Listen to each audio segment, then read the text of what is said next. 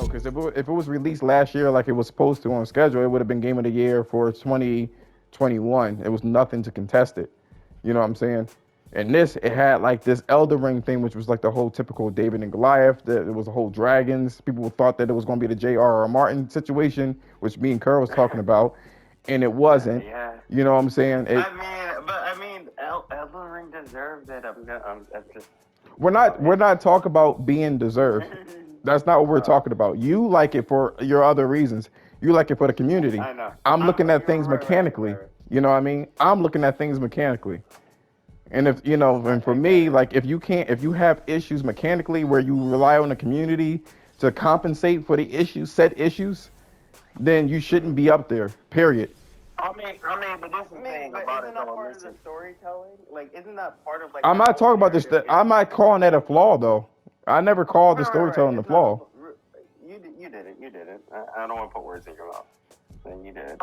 Listen. I think with this, I don't think it's like an injustice or an indictment on Horizon. It's just that sometimes the game, everything hits at the right time. And I even though it happened with God of War. It happened with God of War. God of War 2018. It was the David and Goliath situation. Everybody thought that Red Dead Redemption 2 was going to mop the floor with everything else, and they told a better story that was more. It was more digestible than what they were doing. It was unique. It had the beard. You know what I mean? People did like Kratos. It was a serious story.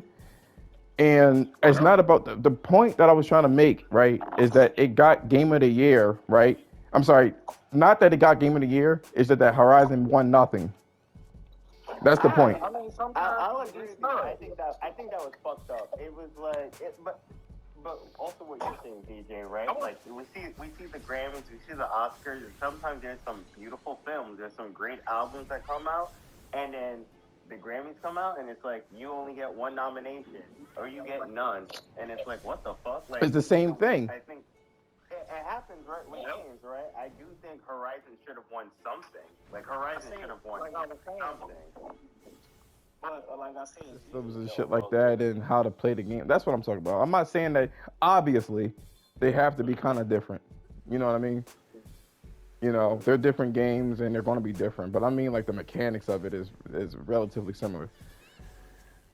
That's why I think a lot of Souls people, they don't like Sekiro, but in my opinion, no, that's what I was saying because I think that's their best game to date. Even over like this gameplay wise, I've never played a game where it feels like.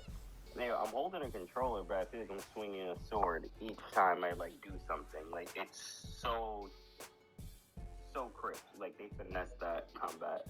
My bad, DJ. Yo, my bad. I wasn't even peeping.